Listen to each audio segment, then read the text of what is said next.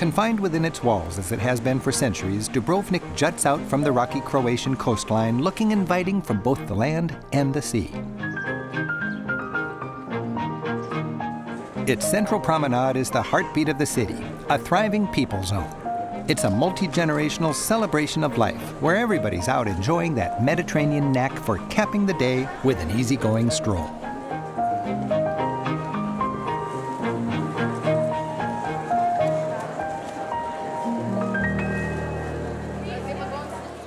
Dubrovnik is very touristy, and understandably so. Even with all its crowds, as anywhere, backstreet charm is just a few steps away. Stepped lanes help you imagine actually living here in an age before tourism dominated the economy. The town's imposing architecture is a reminder of its former glory.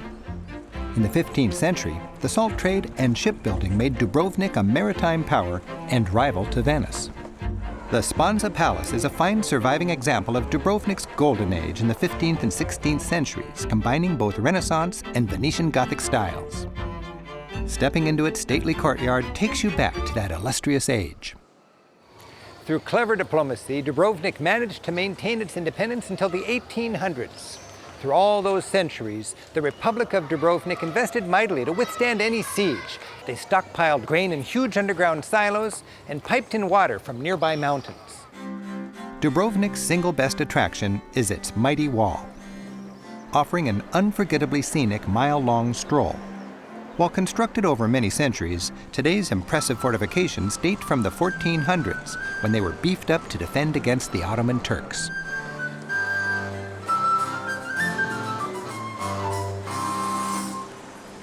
While the walls worked fine against the Turks 5 centuries ago, they couldn't protect the city from modern artillery.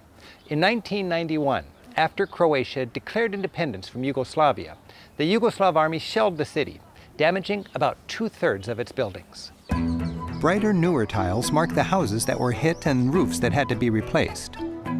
These roofs were rebuilt using the same materials as the original ones.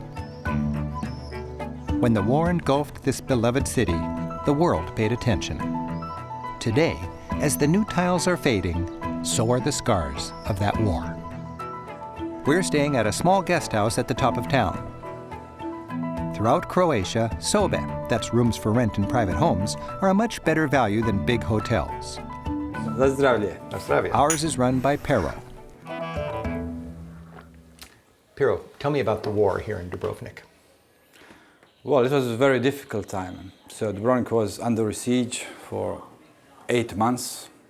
So no water, no electricity, no food, medicine. And all the refugees from all those smaller places around, they came in Dubrovnik, hoping they would not dare to do such a thing to Dubrovnik, right? What happened to this house specifically? Well, this house was hit by 2 grenades from mortar, right?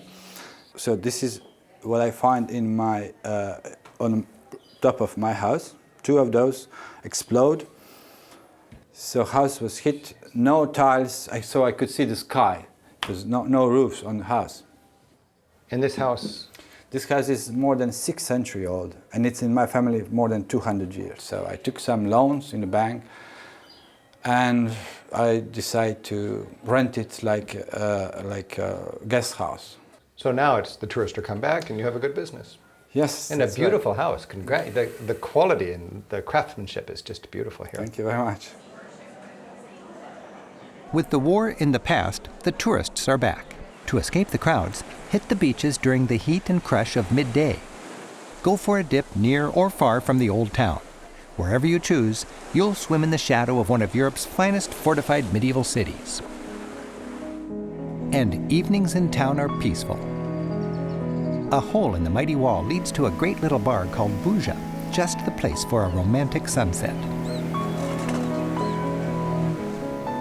Clinging like a barnacle to the outside of the city walls, this tranquil getaway is the perfect place to appreciate this city's extraordinary setting.